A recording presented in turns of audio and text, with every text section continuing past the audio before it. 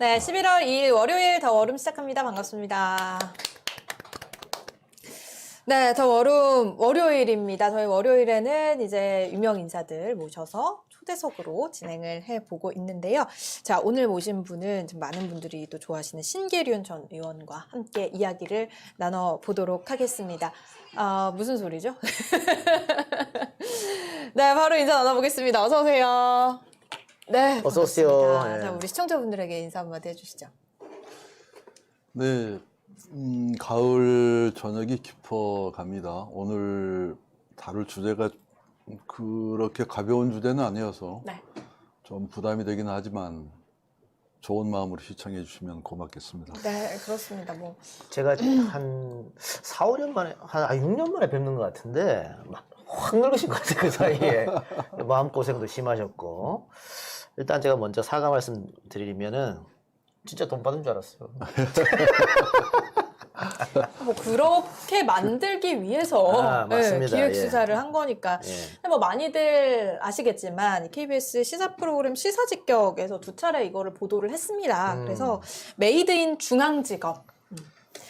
검찰의 기획 조작 수사, 표적 수사의 실상을 여실하게 드러냈는데 2014년이죠. 네. 예, 2014년 맞습니다. 예, 이른바 입법 로비 사건. 예. 이게 어떻게 조작이 됐는지, 그리고 개혁이 시급한 검찰, 지금 시점에서 어떻게 우리가 바꿔나갈 수 있을지 좀 얘기를 나눠보도록 하겠습니다. 자, 그동안 어떻게 지내셨어요? 뭐 잘 지냈습니다. 그러나 이제 잘 아시겠지만 사건이 지금 말씀도 하셨지만 일단 뭐 대법원에서 확정 판결 나기 전까지는 대단히 많이 당에서도 같이 네. 싸워주고 했는데 일단 확정 판결 나고 그러니까. 보니까 상당히 마음이 좀 달라지는 것을 느끼게 되면서부터 좀 마음이 편치는 않았어요. 우울했죠. 네. 그러나 꼭 할 일을 못하는 건 아니고 되게 어려운 시절을 보냈지만 그래도 제대로 살기 위해서 노력은 하고 있었다 이런 말씀 예. 드리겠습니다. 네. 뭐, 시사직격을 본 분도 계시겠습니다만, 이게 이제 입법 로비 사건이다. 당시 상임위원회가 어디였습니까? 저는 국회의원 내내 환경노동위원회만 있었습니다. 아마 국회 사상 제일 최장수였을 예. 것 같습니다. 당시 환경노동위원장이었습니다. 네. 근데 환경노동에 계시면서 당시 이제 서울종합예술직업학교의 김민성 이사장로부터 네. 입법 로비를 받았다. 그리고 그 대가로 돈을 받았다. 이게 이제 검찰의 주장인 것이고. 뭐 보니까는 이미 신계륜을 어떻게 하겠다는 마음을 먹어놓고 김민성을 소환한 것 같더라고요. 보니까. 근데 그 내용은 뭡니까? 서울예술종합학교에서 어떻게 그럼 입법 로비를 했다는 거예요? 글쎄 입법 로비는 엄밀히 말하면 없었습니다. 네. 무슨 얘기냐면 제가 아까 말씀드렸던 것처럼 국회에 들어가서 노동 분야만 사선하는 동안 계속했기 때문에 그 분야를 잘 알고 있죠. 그래서 민간 직업훈련 시설, 공공직업훈련 시설들은 이미 이름을 직업자를 빼는 이름으로 바꿨어요. 폴리틱으로 전부 통합이 됐죠.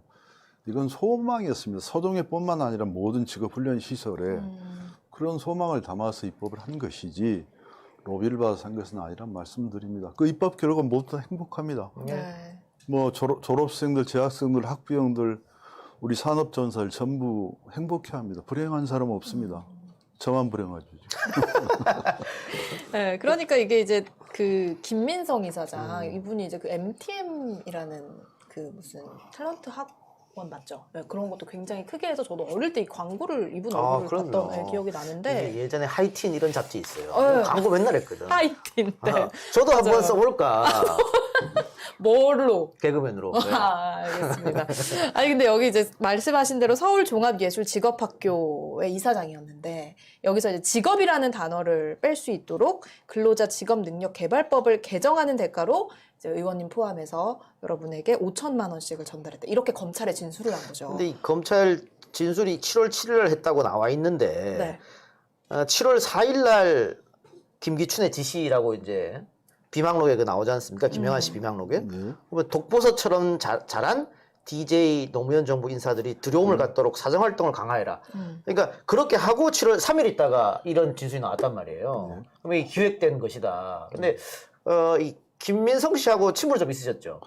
친분은 없었고요. 입법을 하게 되면 당사자들인 서정회뿐만 아니라 민간의 직업훈련 시설들 책임자들과 졸업생들을 뭐 간납에도 당연히 법적으로 하게 돼 있고 청문회도 하게 돼 있으면 만나게 되죠. 예. 네. 비서들도 만나고 그랬을 겁니다. 아마 입법 관련된 사람들은 전부 다 그렇게 입법 과정을 거치게 되죠. 그런 과정에서 만났던 것이죠. 예. 네. 네. 그리고 문제의 CCTV 영상, CCTV 영상이 공개됐는데 이것도 검찰이 CCTV 영상을 먼저 확보를 한 다음에 김민성 이사장한테 이렇게 증언을 해라 라고 된 것 같아요. 지금 보니까. 예. 그런데 이거 지금 짜맞추기식인데 결론은 검찰이 이제 기소 의무로 넘겼고 법원에서도 최종 판단이 그렇게 났습니다. 그 심정이 어땠어요? 나중에라도 법원 단계에서라도 이게 밝혀질 거다 진실은 이렇게 생각하셨습니까? 당연히 그렇게 생각을 했죠. 그리고 이제 검찰이 5천만 원으로 기소를 하게 되면 이제 5천만 원 특정범죄 가중처벌법에 해당이 됩니다. 네. 5천만 원 이상은. 근데 대법원까지 가는 과정에서 이제 4천만 원은 무죄가 되고 1천만 원만 유죄가 된 그런 이상한 판결을 받아봤죠. 그러나 판결은 판결이기 때문에 아까 말씀드린 것처럼 판결이 온 심리적 부담과 압박감이 컸다는 말씀드리겠습니다. 예. 그 4천만 원 무죄 났던 게 이게 신계륜 의원실에 내가 돈가방 두고 왔다 그겁니까? 그거 포함해서 다른 한 건이 무죄가 났는데요. 그러니까 1천만 원을 주고 또 2차 3천만 원을 주고 또 1천만 원을 줬다는 것이죠. 근데 1차, 2차가 모두 무죄가 되죠. 3차만 유죄가 됩니다. 이게 저로서는 이해하기 어려운 부분인데 어쨌든 그렇게 됐어요. 네. 일단은 그러니까 이 김민성 씨라는 분이 재판 과정에서 거짓말을 결정적으로 2번이나 했음에도 불구하고 이분의 이 김민성 이사장의 말을 근거로 해서 뒤에 보면 기소가 됐다라고 그쵸. 볼 수 있는 건데. 그러니까 이 국회에 들어갈 때 돈가방을 들고 들어갈 수 없는 절차인데 자신은 난 그렇게 했다라고 했고 근데 그 검사를 받지 않은 게 밝혀졌어요. 예. 그리고 돈가방 두고 왔다 그것도 소파에 두고 왔다 그랬나? 책상에 두고 왔다 소파에 두고 소파에. 그런데 나중에 보니까는 신계륜 의원실 소파가 없었다고. 그러니까 거짓말하는 게 드러났음에도 불구하고 검찰은 이걸 계속 주장했는데 김민성 씨가 이렇게 계속해서 거짓말을 했던 이유는 당신이 우리한테 협조해주면 딜을 한 거죠. 잘해주겠다, 빼주겠다 이런 식으로. 그래서 실제적으로 그 혜택을 본 거고. 근데 나중에 김민성 씨가 찾아왔다면서요? 글쎄, 뭐 김민성 씨가 찾아왔죠. 찾아왔는데 제가 그분한테 들은 말은 하여튼 죽을 때까지 짐을 지고 산다, 미안하다 이런 말을 했단 말이죠. 최초에 제가 이 사건을 잘못 이해했을 때는 김민성 씨가 참 나쁜 말을 했구나라고 생각을 했죠. 그러나 나중에 이게 청와대 하명 사건인 것 같은 상황이 드러나면서 저분도 어떻게 보면 희생양일 수 있겠다. 저분도 사업을 열심히 하려고 했는데 어떻게 보면 정치인들을 수사하기 위해서 예. 대동되거나 수반된 사람이 아닐까 이런 생각이 들어서 좀 애틋한 생각도 가졌습니다. 그럼 김영한 비망으로 공개됐을 때 이거 내 사건도 이렇게 해서 짜여줬구나 하는 걸 느끼셨어요? 아니 비망록이 공개됐을 때는 제가 제대로 못 봤고요. 그리고 상당히 늦은 시간이었죠. 재판이 거의 끝날 시간에 비망록이 나왔는데 그때는 잘 몰랐고 제가 좀 나중에 도대체 이 사건이 어떻게 된 것이냐. 그래서 이제 진술을 쭉 보니까 김민성 씨가 최초로 진술한 게 7월 7일인데 2014년 독버섯 발언을 한 김기춘의 특별사정지가 7월 3일자로 나와 있어서 네. 나만이 알 수 있는 시간대별 흐름이었죠. 그래서 제가 그때 알게 된 것입니다. 그래서 사실 그러면은 지금 뭐 안민석 의원이나 양승조 지사 같은 경우에는 검찰의 기소를 어쨌든 그 당시에 피했잖아요. 그것도 그게. 큰일 날 뻔했지. 그렇죠. 그러니까 그러니까 신계륜 의원과 그 차이점은 안민석 의원의 차이점은 그 버스에서 대표가 끝까지 난 돈 안 줬다고 버텨서 안민석은 살았던 거고. 그쵸. 만약 줬다는 증언이 있으면 거기도 이제 잡혀 들어가는 거고. 그 증언 하나로 검찰이 마음대로 이렇게 조작했기 때문에 결국은 이게 검찰 개혁과 이어지는 이야기다. 우리가 이런 얘기밖에 할 수 없는데 네. 본인이 왜 박근혜 정부의 표적이 됐다고 생각하세요? 글쎄, 그 박근혜 대통령이나 뭐 김기춘 비서실장한테 물어봐야 될 일이죠. 제가 어떻게 알겠습니까? 예를 들면 저 사선 현역 상임위원장을 네.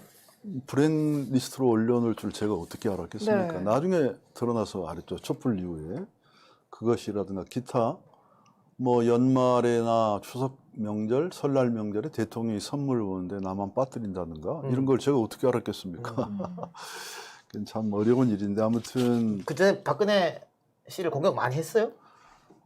박근혜 대통령은 별로 공격을 안 했습니다. 제가 아주 점잖은 사람이어서 심하게 김기춘 그 비서실장은 제가 하는 일이 있어서 일단 강기훈 유서대필 사건, 유서대필 조작 사건 때문에 유서대필 조작 사건이 일어날 즈음에서 법무부 장관이었던 책임자가 유서대필 사건이 무죄가 된 순간에 대통령 비서실장으로 있는 이 나라의 이 슬픈 현실에 대해서 지적하고 사퇴하라고 하고 김기춘 청문회를 열자고 하고 이런 주장을 했던 게 바로 2014년 초였습니다. 그 직후에 제가 목욕탕에 앉아서 화면을 보다가 제가 입번 로비에 들어가 있는 걸 제가 봤죠. 어머. 어디서 듣지도 못하고 언론 보도를 먼저 봤거든요. 언론 보도를 먼저 봤죠. 그러니까 사실 그 당시에 뭐 신문 일정 연기 요청을 하셨는데 그 검찰이 국회까지 찾아와서 강제 구인을 해갔다. 그러니까 이게 사실 사선의 중진 현역 의원인데 그렇게까지 하는 게 굉장히 어떻게 보면 상식적으로도 말이 안 되고 드문 일인 거잖아요. 근데 그 74년에 내란 음모 사건으로 긴급 체포되셨을 당시에도 김기춘이 검사였다고 나와 있네요. 악연이 굉장히 어마어마합니다. 그럼 김기춘 비서실장 입장은 옛날에 빨갱이 하던 게 국회의원 내에서 나 청문회 하겠다고 지금 저러고 있다. 그렇게 생각할 수 있었겠네. 아마 그렇게 생각했을 수도 있을 것 같습니다. 제가 내란 음모로 2번 수배를 받는데요. 한 번은 그냥 내란 음모로 74년, 75년경에 한 번 국가정보원에 들어가 조사를 받고 80년에는 김대중 내란 음모로 조사를 받고 그런데 아무튼 두 때 다 그분은 중요한 반대쪽의 공안검사 또는 국정원의 고위직을 갖고 있었기 때문에 역사적으로 대치되는 그런 삶을 살아왔던 것 같아요. 네. 그 사실 뭐 박근혜 정부 당시에 현역 의원 신분임에도 불구하고 유일하게 문학의 블랙리스트에 또 이름이 올라가셨어요. 아마 윤희상 평화재단 이사장을 하고 네. 있었기 때문에 그런 것 같습니다. 그렇죠. 아니 그래도 현역 의원이면 웬만하면 안 올릴 텐데 얼마나 밑보였으면 여기 연락. 저는 밑보이지 않았다는 점잖은 사람이라니까요. 근데 아무튼 뭐 올랐다는 사실 뭐 저도 깜짝 놀랐어요. 몰랐거든요. 그 브랙리스트라는 게 올린 사람은 알지만 올림을 당한 사람은 모르게 돼 있죠. 그래야 브랙리스트가 네, 되겠죠. 네, 네. 근데 꼭 시간이 지나면 드러나게 돼 있어요. 그래요. 근데 이 사건의 담당 검사가 또 묘하게도 임간혁 검사라고 한명숙 사건도 담당 검사였습니다. 그러면 이분이 이제 그 한만호 씨를 가장 많이 협박했을 네. 가능성이 높은 거죠. 그러면 늘 하던 수법이다. 지금 결국은 지금 와서는 한명숙 사건도 위조됐을 가능성이 상당히 높다. 그런 의혹이 제기되고 있지 않습니까?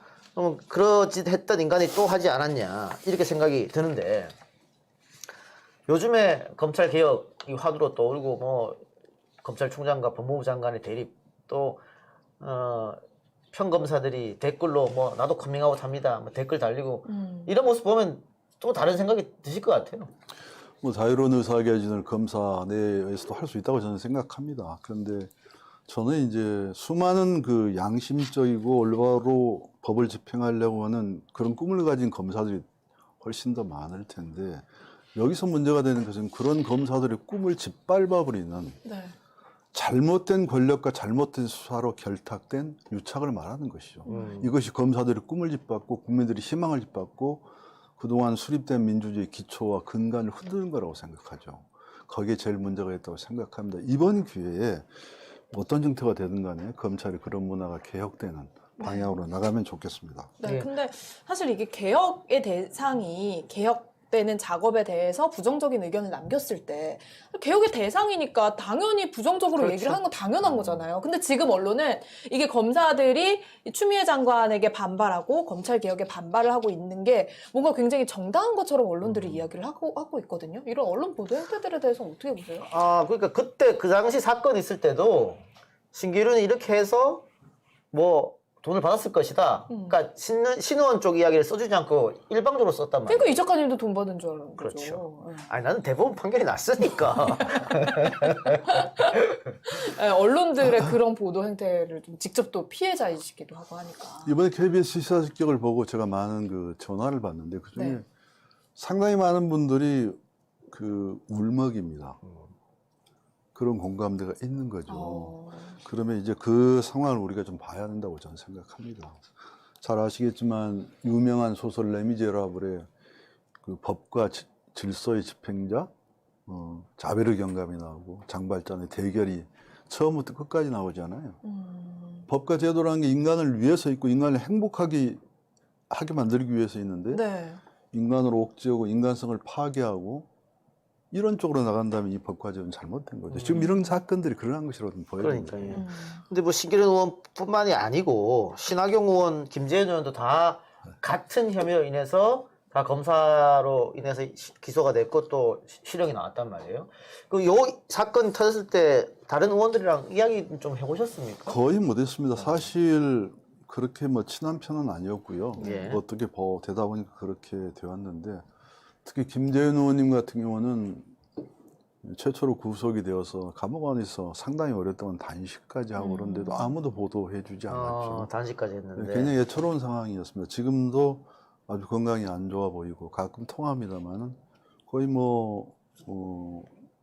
이 우울증 약을 먹지 않으면 생활할 수 없는 그렇죠. 상황 이렇게 보여집니다. 네.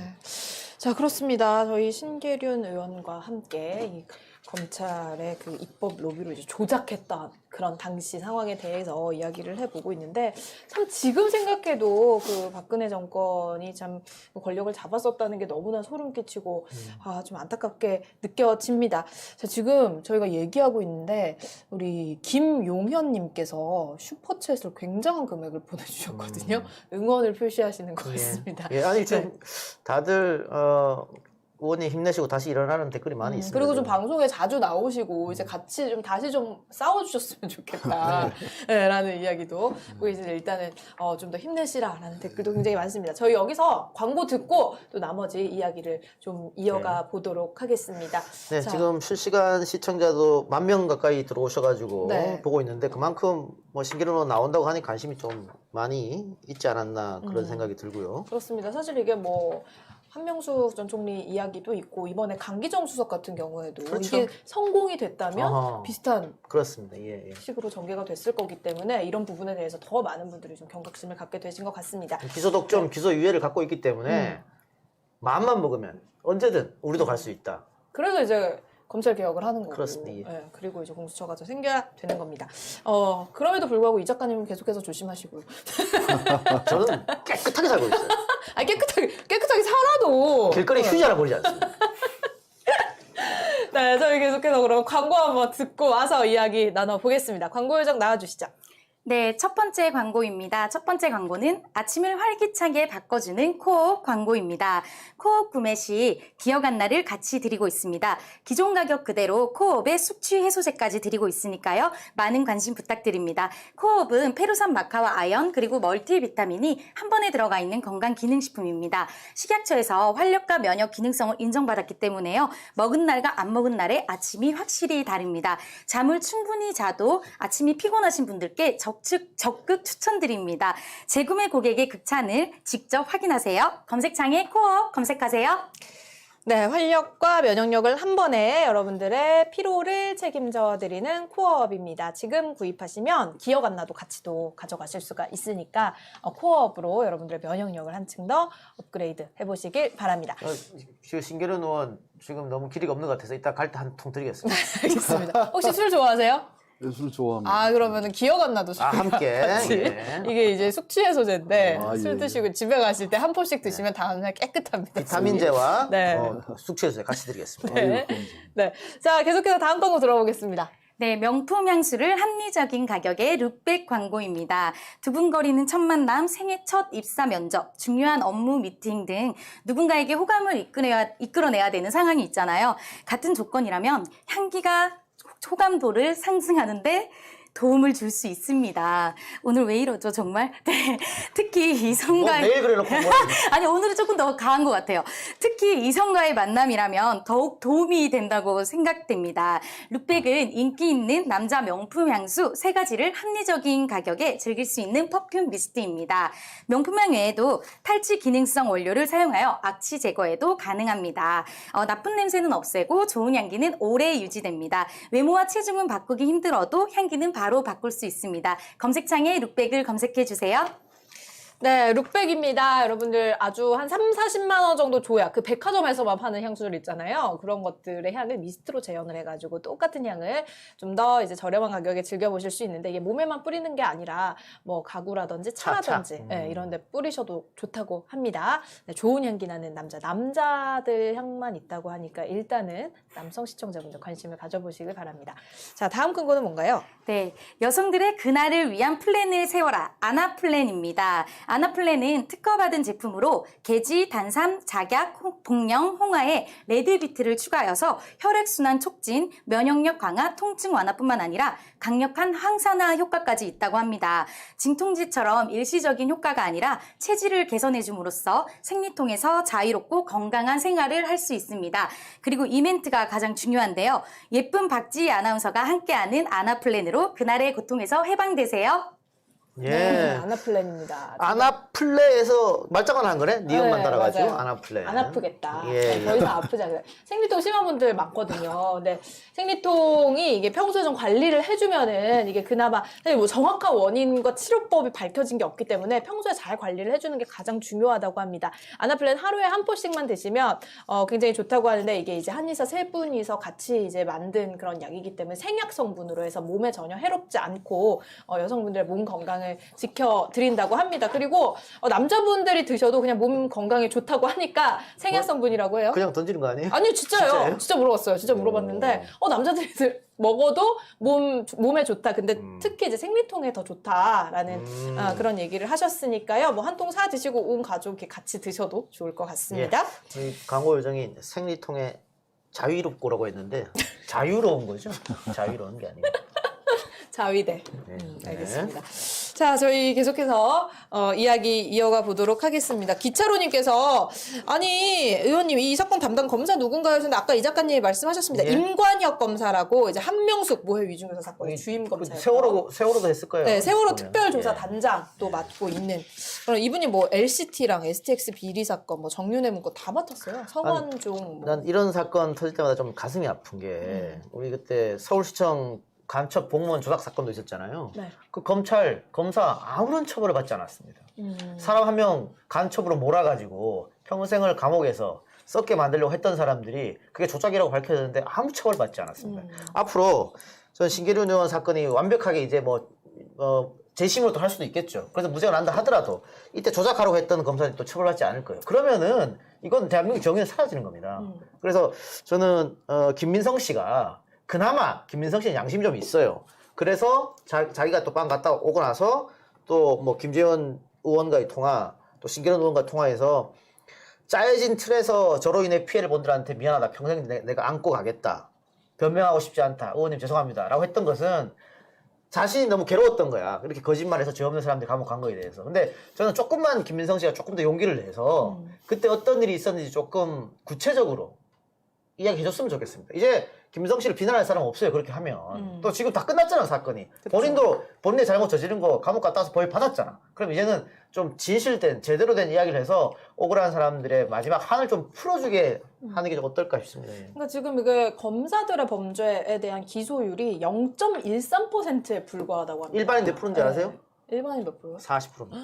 그러니까 이게 말도 안 되는 거예요. 그렇다고 뭐 검사가 더 잘못을 못했는데 뭐 이게 들어가고 그런 건 아니잖아요. 그러니까 이런 부분에 대해서도 검찰 개혁이 꼭 필요하고 공수처가 필요한데 이거를 막 막으려고 하는 기자들 그리고 정치인들은 무슨 생각인지 도대체가 모르겠습니다.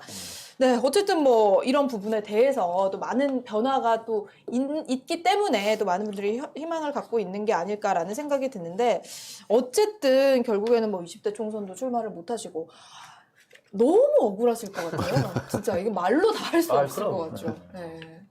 그런 부분에 대해서도 좀 재심 청구해서 이거를 뭐 다시 좀 그때 당시에 이 검사들 벌 주고 할 수는 없나요? 라는 댓글도 있는데 그러니까 이 부분은 어떻게 되는 건가요? 재심을 청구하려면 네. 확실한 증거가 있어야 되는데 저는 김민성 이사장이 그래서 용기를 좀 냈으면 하는 생각이에요. 근데 김민성 이사장이 그때 김재현 의원하고 통화를 하면서 이게 짜여진 틀로 인해서 저로 인해 피해를 봤다 뭐 이런 식으로 계속해서 스스로 얘기를 했잖아요. 근데 김재현 의원이 그래서 그게 구체적으로 뭐냐고 계속 물어봤는데 끝까지 대답을 안 했거든. 그리고 KBS 시사직격 취재진이 갔을 때도 만나주지 않았고 그래서 조금 더 여기를 내줬으면 좋겠고요. 이런 거 있을 때마다 공수처의 필요성을 느낀다 이런 분도 있는데 의원님 어떻게 생각하세요? 공수처 얘기하기 전에 아까 말씀드린 국가범죄가 아무도 처벌받지 않게 되는 요인 중에 하나가 되게 오랜 시간이 지나야 밝혀집니다.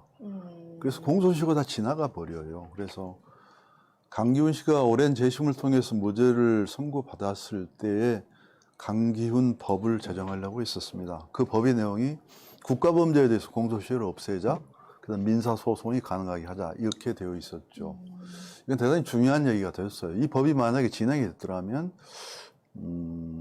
그런 국가범죄를 저지른 사람들에 대해서 검사든 형사든 공무원이든 불문하고 아마 기소할 수 있는 여력이 훨씬 넓어졌을 겁니다. 알겠네요. 그 사건이 굉장히 중요한 일이었습니다. 강기훈 사건, 강기훈 유서 대필 조작 사건 때 검찰총장이 김기춘이었거든. 법무부 장관. 법무부 장관. 법무부 장관. 그러니까 결국은 마지막에는 자기한테 이게 그런 여러 가지 생각을 했을 수도 있겠네요. 재심 확정됐을 때 대통령 비서실장이니까 저는 그 대책위원회 위원장인데요. 강기훈 사건에. 기가 막힐 거 아닙니까? 이게 나라가 어떻게 된 거야? 23년이 지났는데 그 사건의 담당자가 대통령 비서실장에 있는 이 나라의 상황에 대해서 개탄 안 하겠습니까? 당연히 대통령 비서실장 물러나라고 주장했죠. 그 담당 검사 곽상도는 국회의원 하고 있는데 지금도 하고 있죠. 예. 프랑스의 유명한 드레피스 사건을 견뎌보면 드레피스 사건도 뭐 필체가 누구 거냐 조작된 것이었었거든요. 네. 이 사건을 국민 전체가 이렇게 나서가지고 조작되었다고 주장한 사람들은 공화파들이었고 조작 안 되었다고 생각한 사람들은 군부 카톨릭 중심이었었는데 이 사건이 해결되면서 완전히 판을 바꾸잖아요. 이 작은 사건 하나로. 우리도 그런 여지가 충분히 있었는데 우리는 그걸 지나가 버렸고 놓쳤다. 이런 생각을 좀 하게 됩니다. 지금이라도 진보 진영의 의원들이 법안은 냈으면 좋겠네요. 저는 좀 추진해야 한다고 생각합니다. 예. 근데 지금 뭐 정봉주 전 의원 같은 경우에도 그렇고 너무 이게 당에서 안 도와주는 게 아니냐라는 이야기도 있거든요. 예. 어떻게 생각하세요? 그래서 이번에 그 KBS 시사직격 보도된 뒤에 네. 당 의원들이 약 20명이 30명가량이 서명해서 이 관련된 일을 계속 추진하자고 하는 것이 있어서 그걸 좀 주목하고 있고요. 또 당내에서도 아마 의견들을 수렴 중에 있는 것으로 알고 있습니다. 잘 되면 좋겠고요. 전 당의 문제가 아니라 이거는 지금 지난 촛불 때 느낀 것이 저는 80년 강조항 때에도 현장에 있었고 87년 요랑쟁 때도 현장에 있었고 이번 촛불에는 시민의 한 사람으로 참여했었지만 네. 이게 결국은 근본의 힘의 변화는 시민들의 의식과 이런 참여 그리고 활동에 의해서 규정당한다고 생각합니다. 우리가 노력하면 바꿀 수 있다고 생각합니다. 저는 지금 한 시민의 입장이지만 예. 그리고 아까 공수처 말씀하다가 딴 얘기 하셨어요. 네. 짧게 해주십시오. 공수처는 이미 논의되었고 진행되고 있기 때문에 공수처를 그렇게 반대한 사람들이 이해할 수가 없어요. 물론 공수처가 모든 것을 해결할 수 있는 뭐 근본 해결책이라고 생각하지 않는 사람들도 있지만 일단 대안으로 나왔기 때문에 이걸 시행해 보고 그리고 나서 고쳐나가면 된다고 생각합니다. 예를 들어서 저는 이런 말을 하는 게 맞을지도 모르겠지만 공수처를 야당도 동의하고 설치를 그리고 우리 대통령께서 감히 말씀드리면 기분 나쁠지도 모르겠지만 야당 출신 추천한 사람을 초대 공수처장으로 임명해도 괜찮다고 생각합니다. 예. 알겠습니다. 그렇습니다. 그래서 사실 뭐 공수처가 이제 설립이 되면은 임관혁 검사 뭐 이런 분들도 좀 같이 벌을 줄 수가 있느냐라는 얘기를 하시는 분들도 계신데 뭐 조작이 드러나면 할 수 있죠. 그렇죠. 뭐 차근차근 하나씩 자리를 잡아가야 되지 않을까라는 생각이 들고 뭐 이 검찰의 행태를 보고 이들을 개혁하기 위해서 그냥 사실 더 강력한 힘을 쓸 수도 있죠, 문재인 정부가. 근데 문재인 정부는 그렇게 하지 않는 거잖아요, 지금. 굉장히 민주적인 방법으로 진행을 하고 있는 거기 때문에 뭐 답답하다라는 의견을 주시는 분들도 계신데 그런 부분에 대해서는 문재인 정부가 민주적인 절차를 거쳐서 이거를 당위성을 만들어서 이 공수처라는 기관을 또 설립을 해야 되기 때문에 이런 부분을 우리가 같이 생각을 해봐야 될 것 같습니다. 어쨌든 뭐 신겨룬 의원님은 반드시 좀 명예 회복을 하시고 또 그동안의 피해를 좀 보상을 받으셨으면 좋겠다라는 바람이 모든 분들의 바람인 것 같은데요. 끝으로 꼭 좀 하고 싶은 얘기가 있다면 말씀을 좀 해주세요. 시대가 변하면 다 변하지 않습니까? 네. 모든 그 나라나 국가 요소들이 변하는데 검찰만 지금 변하지 않았죠. 옛날에 그런 말 많이 들었잖아요. 뭘 엄벌하라. 이런 거 전부 독재의 유산입니다. 네. 누가 엄벌합니까? 우리 법과 제도가 엄벌하는 것이죠. 그리고 대통령과 청와대가 정치적으로 사정을 담당하는 시대는 지났다. 예. 이것은 너무나 과가 많다고 보는 겁니다. 그런데 박근혜 정부에 이것이 다시 부활돼서 시행됐다는 것을 네. 환기하면서 우리는 이것을 근절하기 위해서 다 함께 노력해야 된다. 이게 시대적 과제다. 이렇게 생각하고 그것이 제 명예를 회복한 길이라고 생각합니다. 네, 또 다시 꼭 정치를 하셨으면 좋겠다. 신계룡 의원님 같은 분들이 꼭 필요하다라고 했는데 그거는 정말 우리가 함께 이걸 잊지 않고 계속해서 개혁에 동참해야 되는 가능한 일이 아니겠어요? 예. 네. 지금 뭐 제이팜님, 하상희님 다 제발 다시 정치해 주세요. 뭐 꼭 재개하시길 기원합니다. 이렇게 하고 응원하고 계시니까 뭐 좀 명예를 회복하셔서 재심까지